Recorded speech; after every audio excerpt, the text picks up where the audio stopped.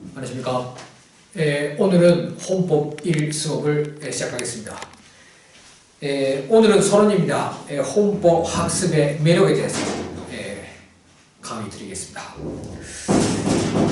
동부들은 헌법이라고 하면 어떤 표상을 가집니까? 국민주권, 인권, 그래서 통치기구, 극계, 네가티브화소 여러가지 좀 상상할 수 있는데 헌법이라 무엇인가 동부들이 어떤 표상을 가지는가가 중요하다고 생각합니다. 이와 관련해서는 좀 수업 앙케이트 해서 헌법에 대한 표상이 무엇인가 하는 것을 한번 리서치를 하자고 생각합니다.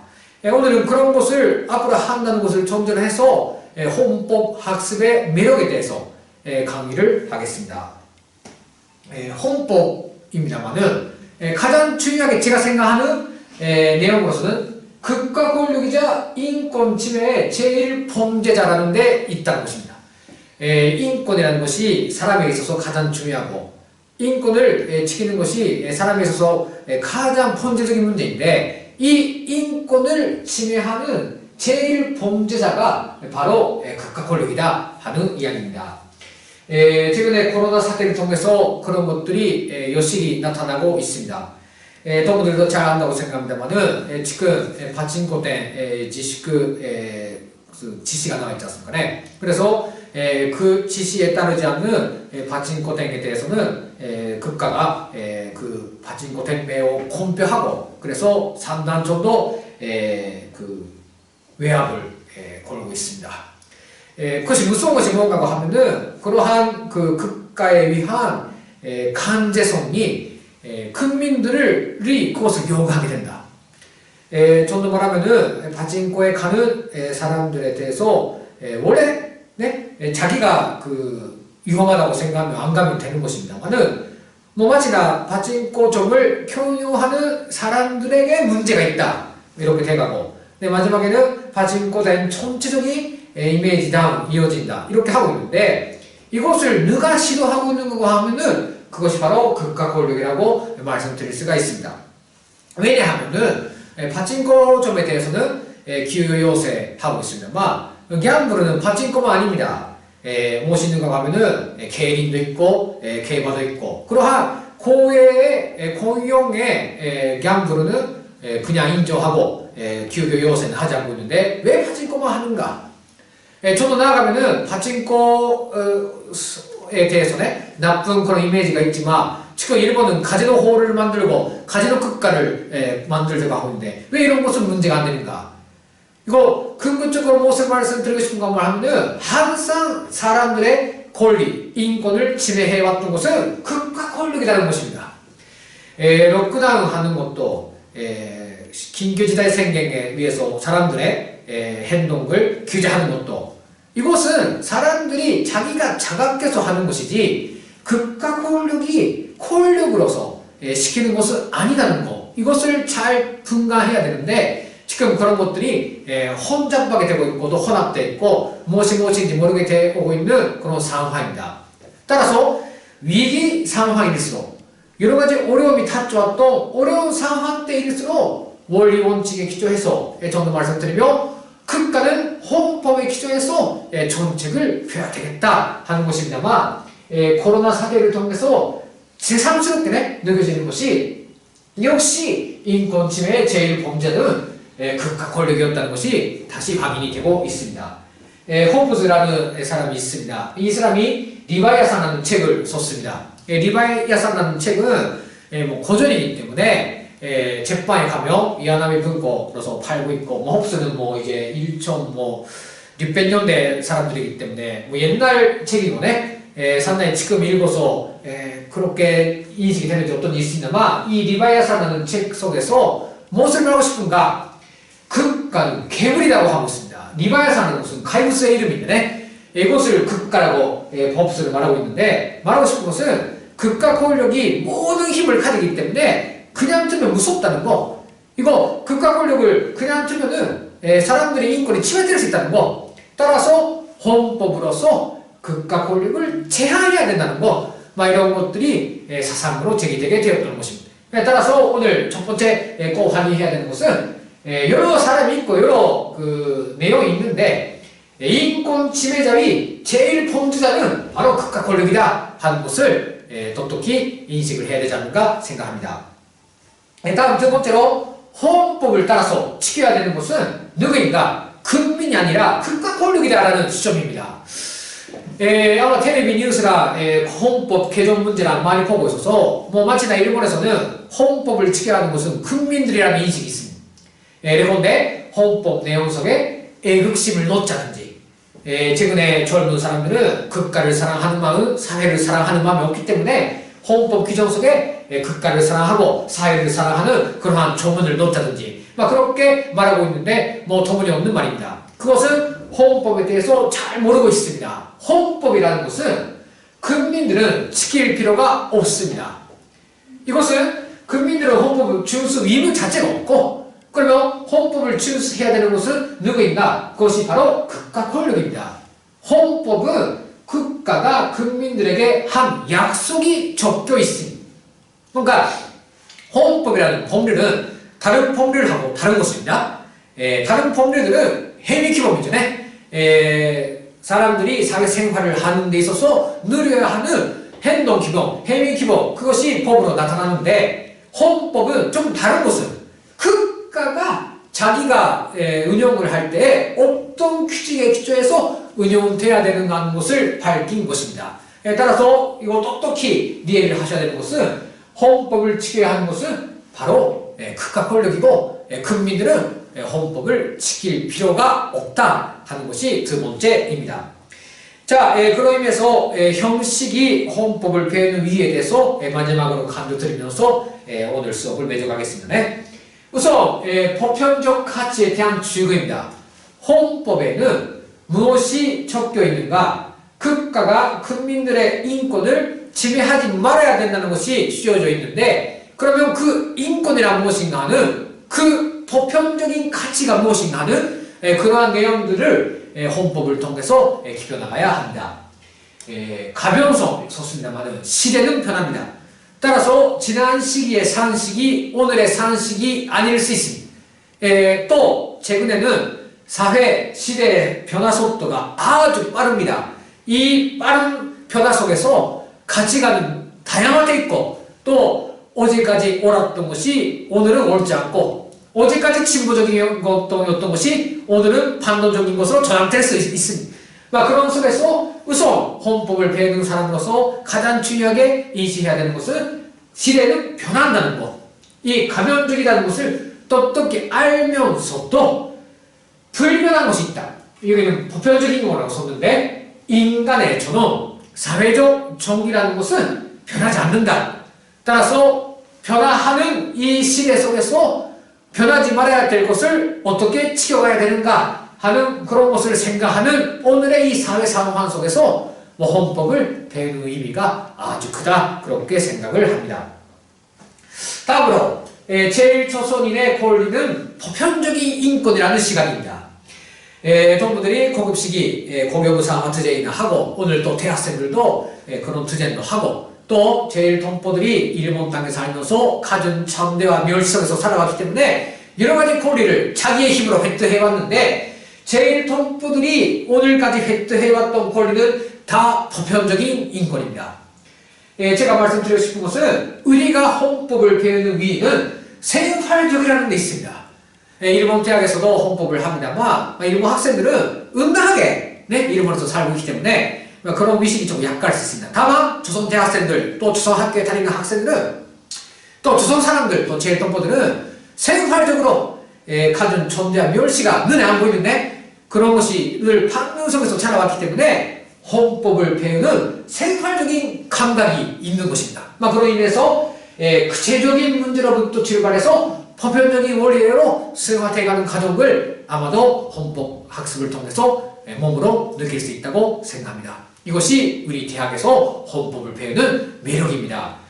여기 좀 좋습니다만 귀납법으로 가야 됩니다. 구체적인 생활 실태 속에서 하나하나 문제가 있는데, 그러한 문제들을 연구 분석해가는 과정에 보편적인 원리, 일반적으로 그것이 또 구체적인 곳에 적용되는 원리를 발견하게 될 것입니다. 젤소닌의 권리라는 의리의 문제로부터 출발해서 세계 인류가 지배해야 되는 보편적인 인권 개념을 가지게 될 수 있다는 것이 또 헌법학습의 매력이지 않는가 그렇게 생각을 합니다. 마지막 세 번째로 생명력을 지닌 헌법을 습득합시다. 그런 이야기입니다만은 헌법에 규범이 있습니다. 좀 율법 청소를 가져왔다고 생각합니다만은 여기에 헌법 정문이 나와 있지 않습니까? 헌법 규범을 그저 읽어도 규범으로서는 못하는 모르는 이해 못하는 내용이 있습니다. 그 헌법 형상입니다. 우리는 살고 있는 사회에서 살고 있기 때문에 이 사회 속에서 헌법을 진짜로 구현하자면 헌법 규범의 이해와 함께 헌법 형상의 이해를 동시에 가져야 됩니다. 드라마는 현실에 있습니다. 현실에서는 여러 가지 법률 문제들이 있습니다. 그런 문제들을 실제 생활, 실제 사회에서 나타나고 있는 문제를 헌법 규범과 비추어서 이해를 하고 또 깊혀나가는 습성을 지녀야 된다고 생각합니다. 그런 의미에서 생명력을 지닌 헌법을 습득하자 이렇게 제기를 했습니다. 누구를 위해서 헌법을 폐는가? 약자들을 위해서, 인민들의 행복을 위해서, 우리 아버지 어머니들, 자기 사랑하는 동생들, 그 사람들을 위해서 헌법을 배운다는 자세가 앞으로 헌법학습을 보다 깊혀나가는 계기로 될 것입니다. 그러면 마지막에 헌법학습 방법에 대해서 몇 가지 말씀드리면서 오늘 첫 번째 강의를 맺겠습니다. 우선 첫째는 통태적 시자를 가져야 됩니다. 통태적 시자란 무엇인가? 전해서 말씀드리면 헌법 규범과 헌법 형상의 양자를 컴퓨터 대상으로 하고 헌법을 통태적으로 배운다는 의미입니다. 아까 말씀드린 대로 살고 있는 헌법을 배워야 됩니다. 조문을 100번, 200번 외워봤자입니다. 읽어서 외워봤자 거기에는 산 사람이 없습니다. 사건은 현장에 있습니다. 실제 고령자들 속에, 우리 동포들 속에, 우리 학생들 속에, 우리 학교 속에 거기에 들어가서 거기서 나타나고 있는 문제를 해결하자고 할 때 바로 헌법의 규범이 필요하게 되고 헌법을 배우는 의미가 부각되지 않는가? 이것을 통태적인 시자라고 합니다. 헌법 구조라는 법이 있습니다. 그런데 동무들이 오키나와에 가면 한다고 생각합니다만은 오키나와는 결코 리조트지가 아닙니다. 거기에 가니까 미국의 군대들이 있고 그 미국 군대에서 희생되고 있는 오키나와의 사람들이 있습니다. 그런 것이 보여야 됩니다. 그런 것이 보여오면은 왜 헌법에서 전쟁포기, 찍고 있지 않습니까? 해화되기, 평화적인 해화시 기준에 군대를 가지 않는다, 교정권을 안 가진다, 전쟁을 포기한다. 그렇게 헌법에서 규정하고 있는데 왜 실제가 다른가? 헌법 규범하고 현실에서 왜 무슨 있는가? 이런 것을 통태적인 시자라고 하는 것입니다. 노동기준법이라는 법이 있고, 노기호가 있고, 다 있지 않습니까? 그런데 실제 노동법에서는 노동자들의 전체적 자유 권리가 다 보장되고 있는데, 공의호 보니까 저번에 말씀드렸습니다만은 거기서는 어떻습니까? 전체적인 권리가 규제되고 있거나, 공무원의 자유가 또 규제되고 있거나 하지 않습니까? 실제 헌법 규범, 법 규범과 실제가 괴리되고 모순되어 있다는 것입니다. 헌법 실사주에서는 어떻게 됩니까? 평등하다. 사람은 태어났을 때부터 평등하다 규정되어 있는데 노화 문제, 이것은 불합격 문제죠. 아직도나 해결이 안 되고 있는 것입니다. 이렇게 해서 실제 사건, 실제 생활 실태 이런 거하고 헌법 규범을 동시에 이것을 공부하는 그러한 자세를 써야 되지 않는가 그렇게 생각합니다. 다음 둘째로 과학적인 시자가 필요합니다. 과학적 시자 이렇게 썼습니다만은 헌법을 과학적으로 분석하고 그것을 헌법 해석에 살리도록 하자 그런 것입니다. 일단 헌법 수업에서는 학설 판례를 기본으로 합니다. 학설이라는 것은 헌법의 학자들이 헌법 규범을 어떻게 해석하고 있는가 하는 것을 일단 배웁니다. 다만 필요한 것은 결코 학설이 옳은 것은 아닙니다. 어디까지나 대학의 교수들이 이런 거 아니겠는가 해서 교과서도 내고 수업도 하고 있습니다만 동무들도 모든 것은 위심해야 됩니다. 낡은 세대 사람들이 말하고 있는 것이 시대의 변화에 따라가고 있는가 어떤가는 동무들이 검증해야 됩니다. 말하고 싶은 것은 학설이 항상 옳은 것은 아닙니다. 그래서 이 수업에서는 학설은 정확히 폐르되 실질 판례, 재판관들은 어떻게 판단하고 있고 그에 대해서 우리들은 어떻게 판단해야 되는가 하는 것을 공부합니다. 학설 판례를 비판적으로 습득하자에 따라서 자기의 입장, 주체적인 입장 이것이 중요합니다.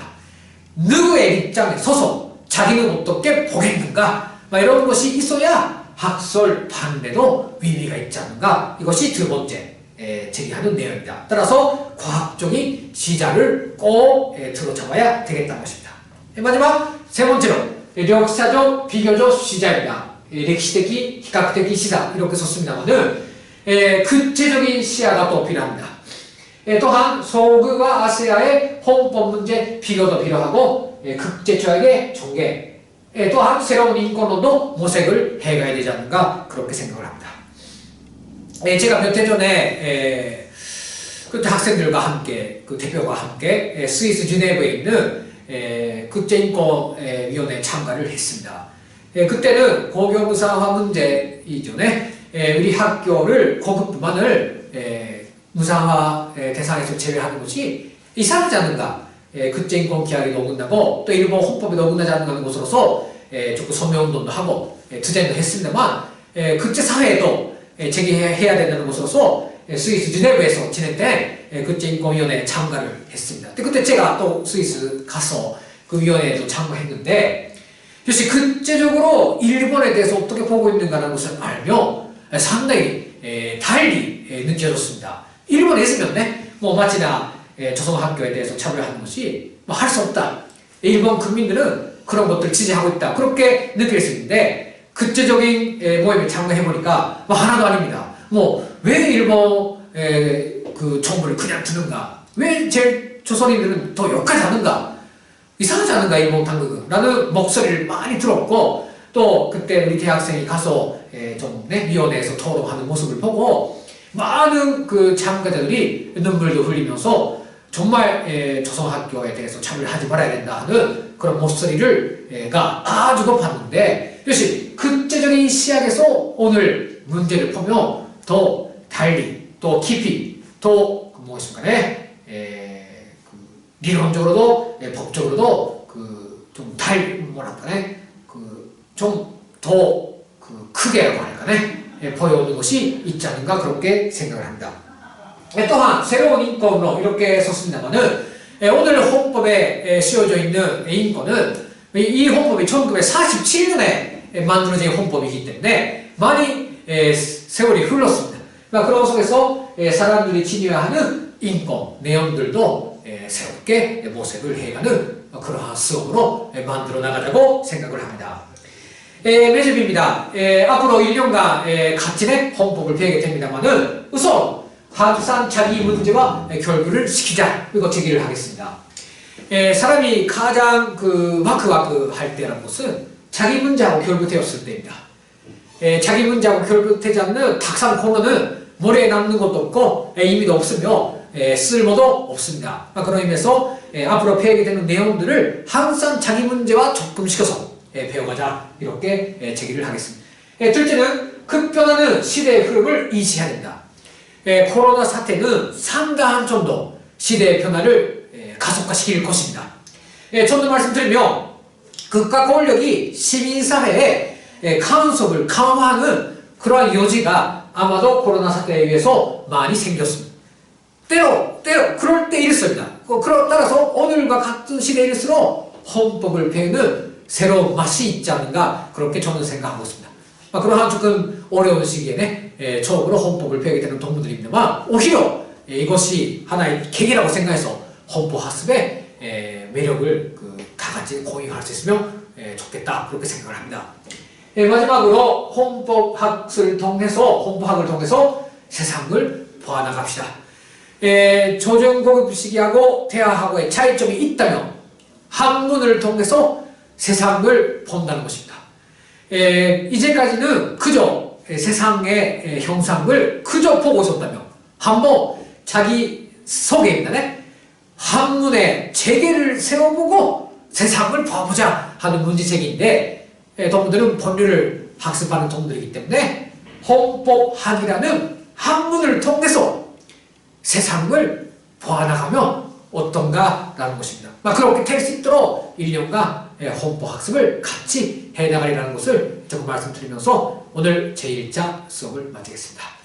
다음 시간에는 헌법을 준수해야 되는 국가란 무엇인가, 국가론에 대해서는 몇 가지로 말씀드리겠습니다.